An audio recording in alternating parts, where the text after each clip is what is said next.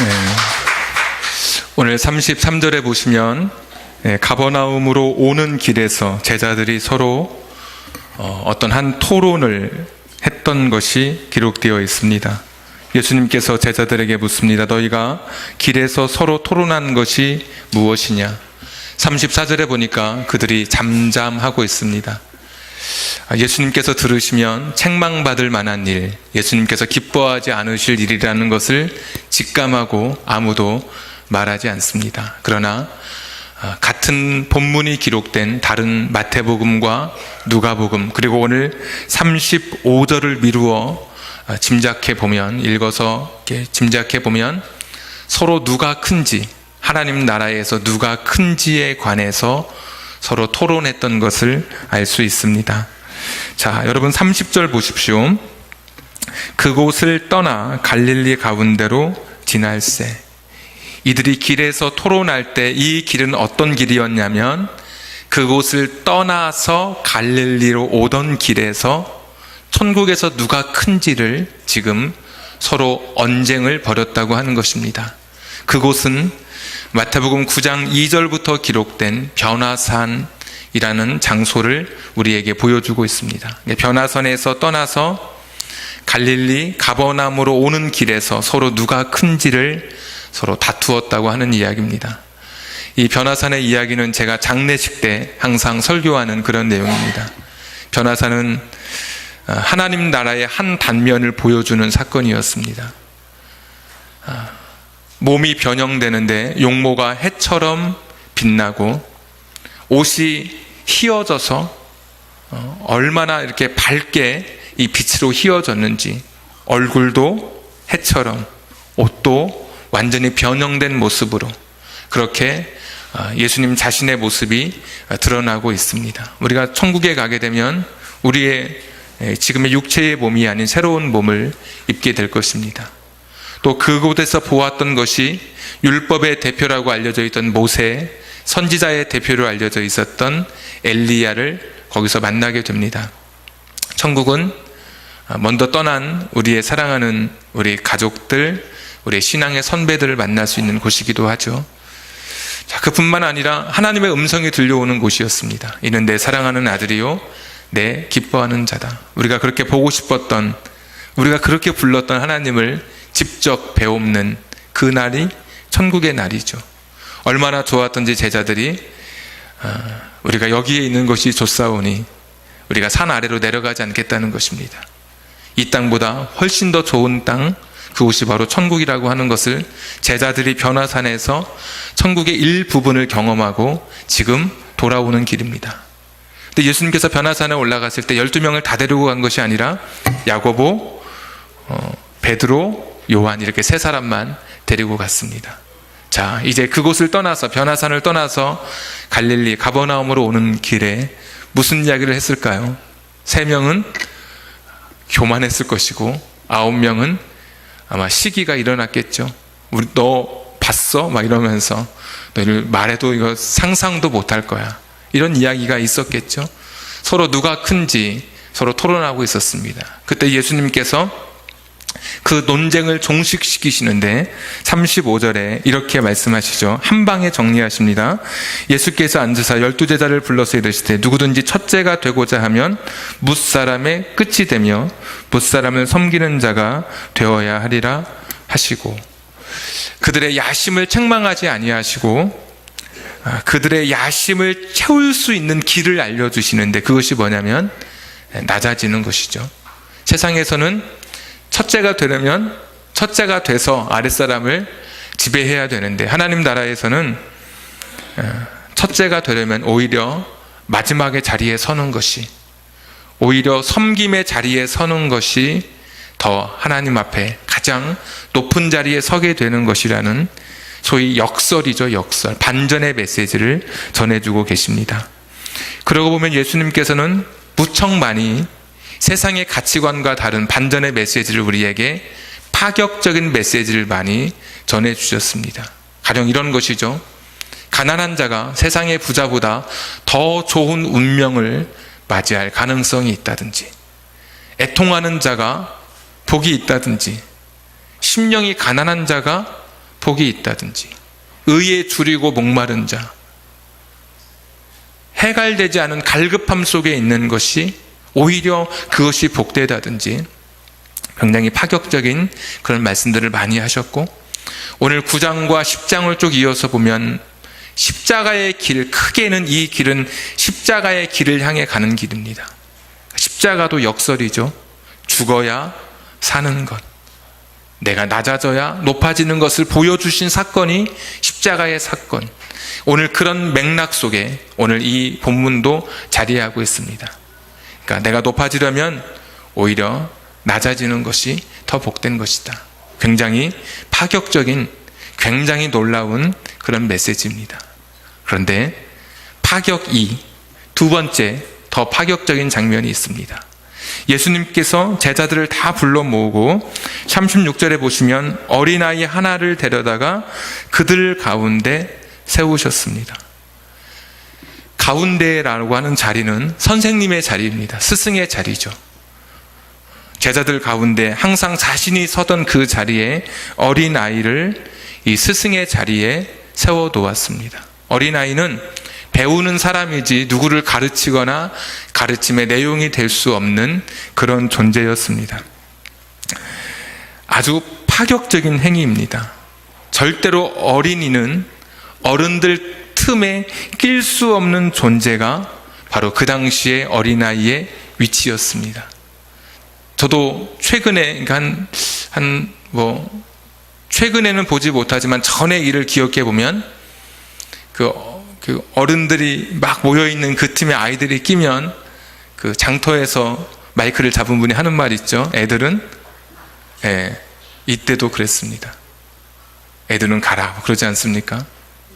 중세시대, 지금부터 1000년 전에는 애들은 어떤 취급을 받았냐면, 아이는 제가 좀 소개해 드리겠습니다. 버르장머리 없는 동물 취급을 받았답니다. 쉽게 낳고 쉽게 죽는, 그래서 죽고 사는 것에 대해서 생사에 별로 감정이입이 되지 않는 그런 존재가 어린아이였습니다.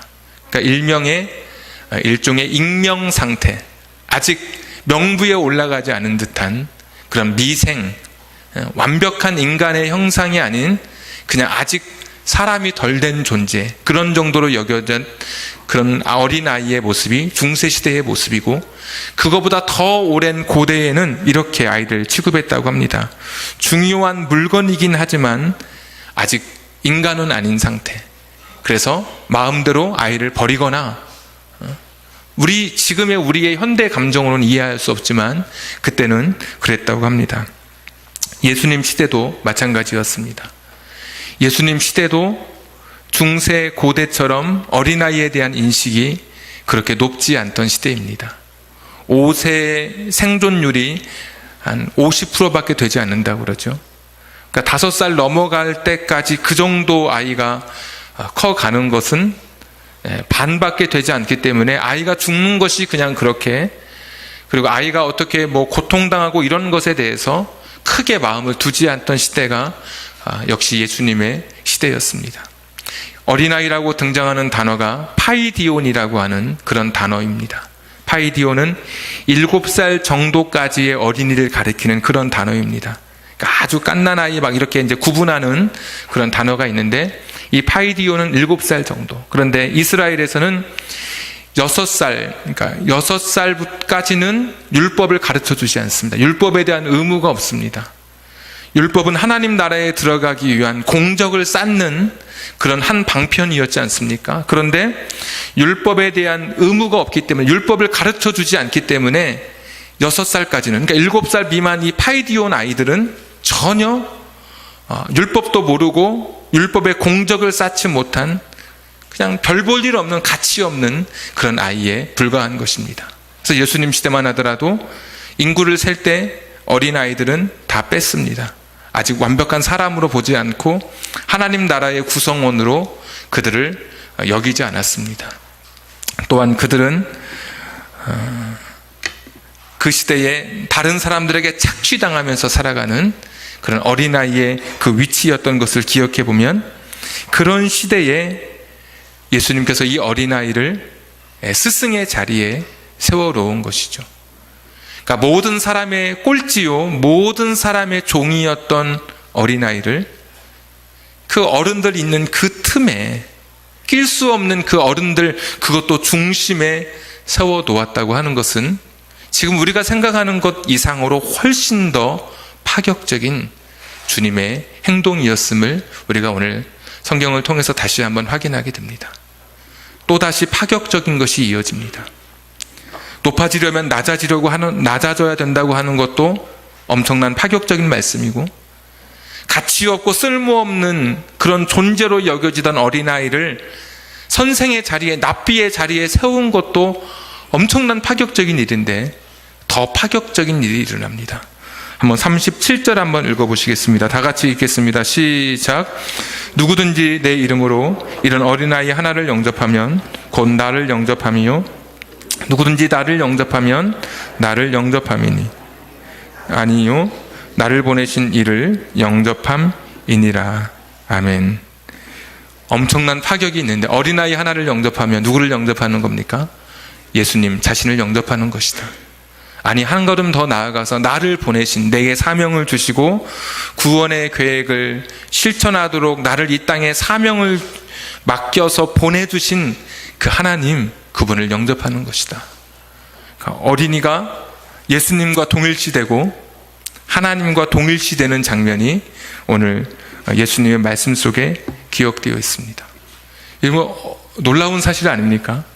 쓸모없는 어린아이, 가치 없게 여겨지고 아무런 율법인 공적을 쌓을 수 없는 그런 정도의 아주 미약하고 그런 어린아이가 예수님께서 말씀하시기를 이 아이를 영접하면 나를 영접하는 것이라고.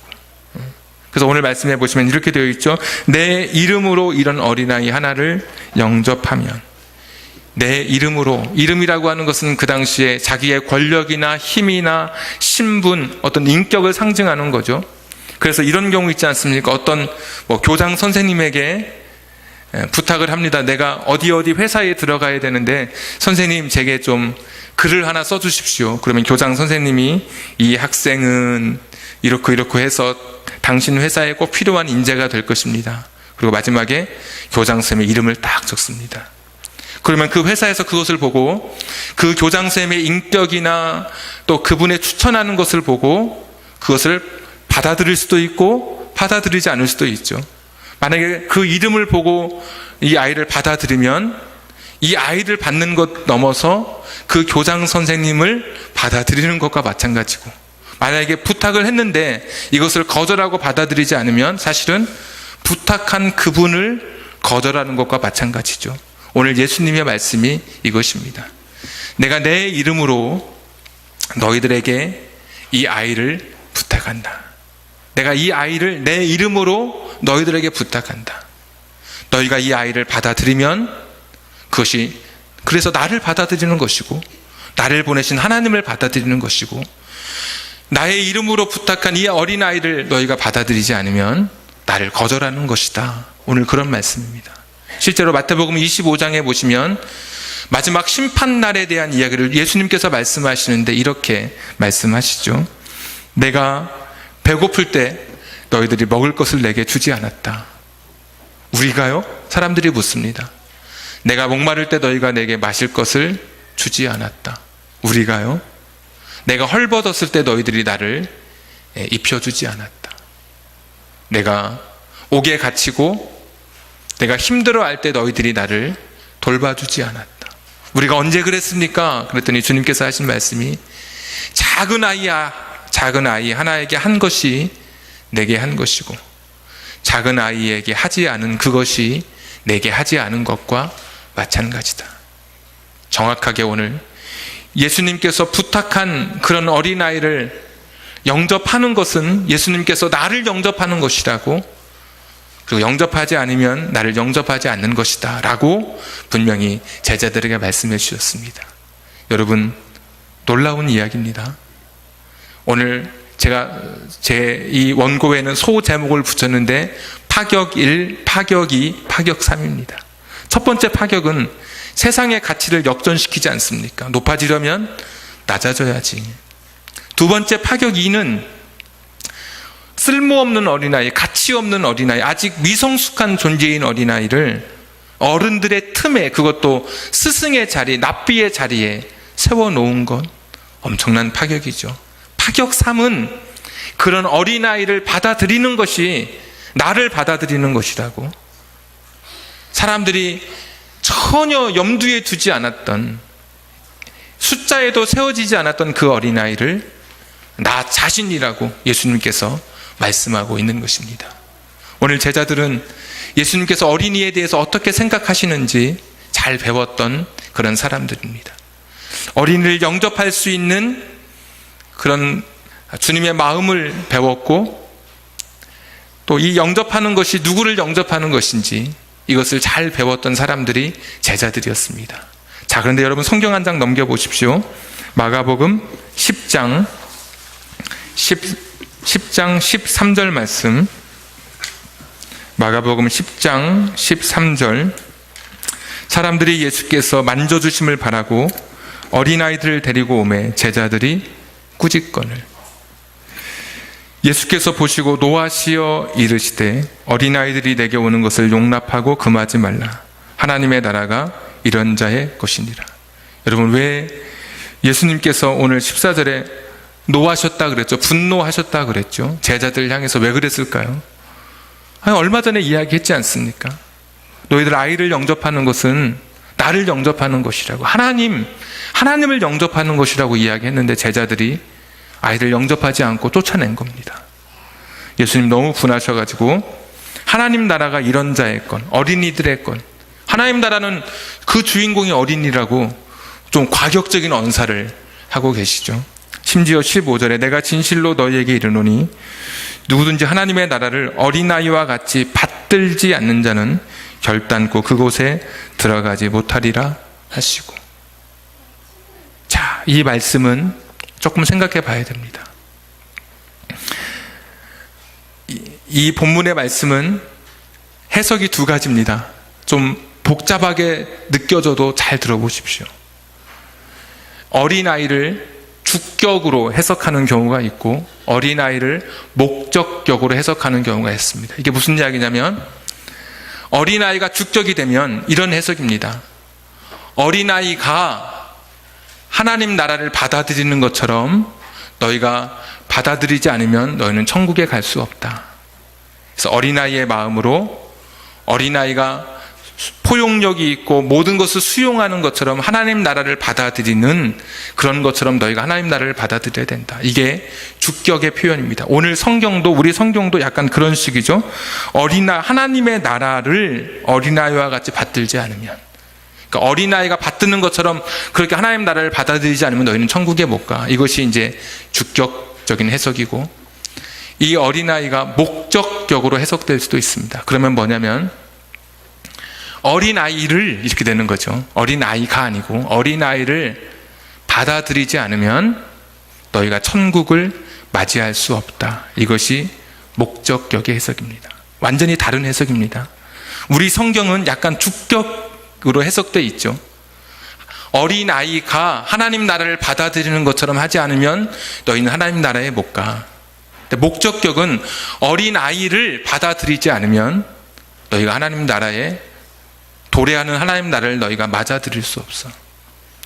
언어학자들은 이 당시에 이 덱소마이라고 하는, 이 받아들이다라고 하는 이 단어는 사람을 목적격으로 사용하는 그런 동사라고 이야기합니다. 그러니까 철저하게 어쩌면 오늘 이 번역보다 더 정확한 번역은, 너희가 어린아이를 받아들이지 않으면 너희 하나님 나라에 너희도 못 가. 어린아이를 받아들이지 않으면 너희가 하나님 나라를 너희가 맞이할 수 없어 라고 하는 아주 엄청난 충격적인 메시지가 오늘 주님의 입술에서 나오고 있는 것이죠. 이것이 왜 좀 더 많은 설득력을 갖고 있냐면, 15절 다시 보십시오. 내가 진실로 너희에게 이르노니. 제가 목적격으로 해석하면, 어린아이를 받들지 않는 그 사람은 결단코 하나님 나라 그곳에 들어가지 못한다. 이 뒤에 결단코 하나님 나라에 그곳에 들어가지 못한다. 이것은 주님의 마음, 어린아이를 받아들이지 않는 것은 하나님 나라를 받아들이지 않는 것과 똑같다고 하는, 그러니까 어린이가 하나님이라고 하는 이 비유로 연결되는 오늘 이 주님의 말씀을 우리가 다시 한번 기억할 수 있습니다. 자, 여러분, 이게 좀 복잡해 보이고 이게 무슨 차이가 있는지 구분이 안 되실 수도 있는데, 사실 예수님의 말씀은 참 놀라운 말씀입니다. 오늘 파격의 연속이라 그랬죠. 처음에 시작할 때 높아지려면 낮아져야 돼. 그러더니 진짜 어린아이를 랍비의 자리에 세우셨습니다. 그러더니 이 어린아이를 영접하는 것이 나를 영접하는 것이다. 이렇게까지 파격적으로 말씀하십니다. 근데 제자들이 어린아이를 영접하지 않았어요. 쫓아냈어요. 그랬더니 예수님이 분노하셨어요. 내가 그렇게 이야기했는데, 그러면서 하셨던 말씀이, 이 어린아이를 너희가 맞아들이지 않으면 다시 오는 하나님 나라를 너희가 맞을 수 없어. 엄청난 위대한 주님의 선언이죠. 우리가 하나님 나라는 예수님의 십자가 앞에 회개하고 내 죄를 씻고 내 죄를 용서받은 자가 가는 나라가 하나님 나라로 우리가 고백하고 알고 있습니다. 예수님의 십자가가 그런 능력이 있고 우리를 천국 백성 되는 유일한 길이죠. 그런데 오늘 이 본문의 말씀은 십자가가 있기 전에, 십자가 사건이 있기 전에 하나님 나라에 들어가는 또 하나의 길이 무엇이냐? 굉장히 파격적이고 급진적인 발언일 수는 있지만, 하나님 나라 들어가는 또 하나의 방편이 어린이를 받아들이면, 어린이를 맞아들이면 너도 하나님 나라, 오는 나라, 그것을 네가 맞을 수 있다라고 하는 주님의 메시지입니다. 십자가가 모든 것을, 죄를 용서하고 구원으로 가는 유일한 길이지만, 십자가의 사건 전에는 신약 성경에서는 그 어린이를 맞아들이는 것, 어린이를 받아들이는 것, 그것이 하나님 나라를 받아들이는 것이라고 말씀하고 계시고요. 구약 성경에서는 다니엘서 4장에 보시면 느부갓네살 왕이 이 짐승처럼 살아가던 그때, 교만하였던 그때 다니엘이 찾아와서 그렇게 말하죠. 왕이시여, 공의를 행함으로 당신의 죄를 사함받고 사람을 불쌍히 여김으로 정의를 행함으로 당신의 모든 것을, 그 당신의 죄를 사함받기를 그렇게 요청하는 장면이 있습니다. 그러니까 우리의 죄의 용서는 십자가에서 용서받는 것이고, 이 다니엘 시대만 하더라도 성전에서 양과 소를 잡아서 죄 용서받던 시대인데, 다니엘은 또 다른 것을 이야기하죠. 당신이 공의를 행하고 정의를 행함으로 당신의 죄를 사함 받으라고. 오늘 예수님의 메시지가 그런 메시지입니다. 다니엘 시대에도 성전의 제사 그 외에 다른 방법으로도 죄를 용서받을 수 있는 길이 있었다면, 오늘 예수님의 십자가 이전에는 예수님께서 하셨던 예수님 육성의 말씀이, 너희가 하나님 나라를 그렇게 맞아들이고 받아들이고 싶다면 이 어린아이를 받아들이는 것, 이 어린아이를 맞아들이지 않으면 너희도 결코 도래하는 하나님 나라에 들어갈 수 없다고. 그 나라의 주인은 어린이들이라고. 이 주님의 이 제자들을 향한 그 분노 속에, 어린아이를 무시하는 그런 제자들을 향한 주님의 급진적인 발언일 수 있지만, 오늘 목적적으로 해석할 때 그렇게 오늘 우리가 이 본문을 읽어 내려갈 수 있습니다. 예수님께서는 특별한 그 시대, 그 안으셨던, 세워두었던, 납비들 가운데 세워두었던 그 어린아이를 사랑하라고 말씀하신 게 아닙니다. 9장 37절에 보시면 이런 어린아이입니다. 이런 어린아이. 이 같은 어린아이를 내 이름으로 영접하라고 말씀해 주셨습니다. 예수님께서는 우리의 사랑과 배려 속에 어린아이들을 지금도 위탁해 주셨습니다. 지금 우리 옆에 있는 어린아이가 어떤 존재인지 보통 존재가 아닙니다. 십자가 이전이라면 이 어린아이가 내가 하나님 나라에 들어가는 입구가 될 수 있고 통로가 될 수 있는 커다란 존재라고 하는 것을 예수님 말씀하고 계십니다. 먼저 떠난 형님이, 또는 먼저 떠난 누님이 내 아이를 부탁해. 그러면 먼저 떠난 그 혈육에 대한 안타까움 속에, 그리움 속에 내 조카들을 내 자식보다 더 잘 키우게 되죠. 그래서 그런 이야기를 들어보면 내 자식보다 더, 왜 형님, 우리 누님이 부탁한 그런 아이들이기 때문에 더 많이 애정을 갖게 되는 거죠. 이 세상의 아이들을 우리 주님께서 부탁하셨습니다. 내 이름으로 나를 봐서 이 아이들을 영접해 달라고, 이 아이를 환영해 달라고, 맞아들이라고 말씀하고 있는 겁니다. 지금도 이 시대의 어린아이들은 불행합니다. 현대에도 마찬가지입니다. 부모의 비뚤어진 애착 때문에, 그리고 어떤 강박적인 사랑 때문에 아이들은 부모의 노예가 됩니다. 부모의 욕심에 끌려다니고 있습니다. 우리의 눈을 이 땅을 넘어 저 중동, 그리고 아프리카로 한번 돌려보시겠습니까?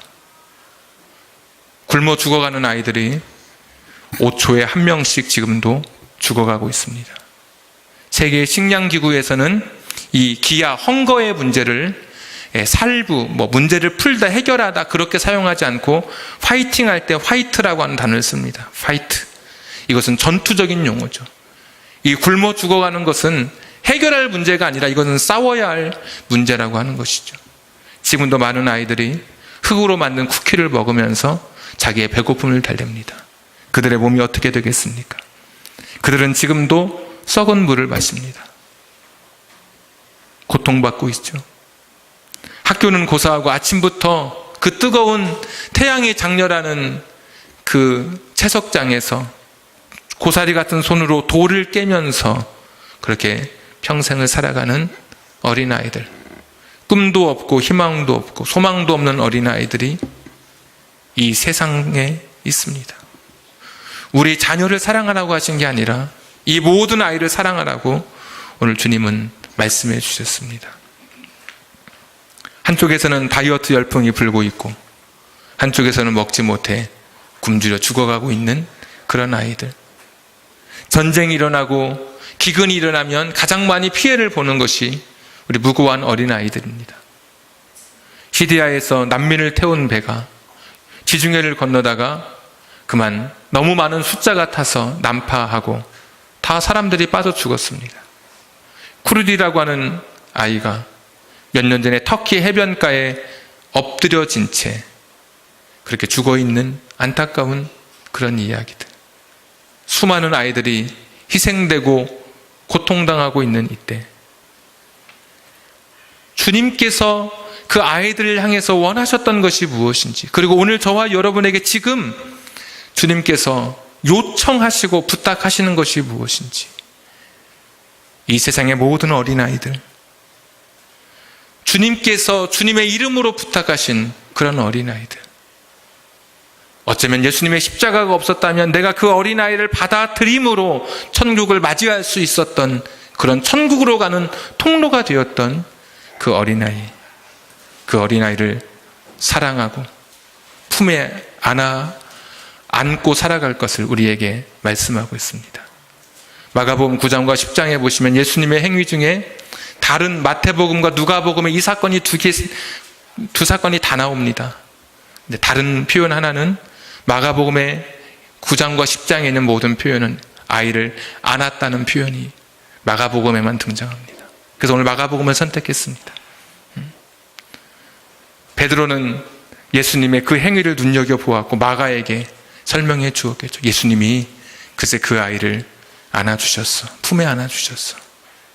안아주셔서 안수해 주시고 축복해 주시고, 오늘 예수님의 그 품처럼 여러분이 이 세상 모든 아이들을 다 품어줄 수 있는, 저 이름도 모르는 아이들을 위해서 TV에서 굶어가는 아이들을 볼 때 전화기를 들어서 얼마라도 보내거나, 또는 내가 자발적으로 기아에 허덕이는 아이들을 위해서 내가 월정액을 후원하거나 다양한 방법으로 주님께서 말씀하신 이 일들을 잘 행해서, 하지만 하나님 앞에 섰을 때 그래 그거 다 내게 한 거야, 잘했다, 이런 주님의 칭찬과 인정이 있기를 주님의 이름으로 축복합니다.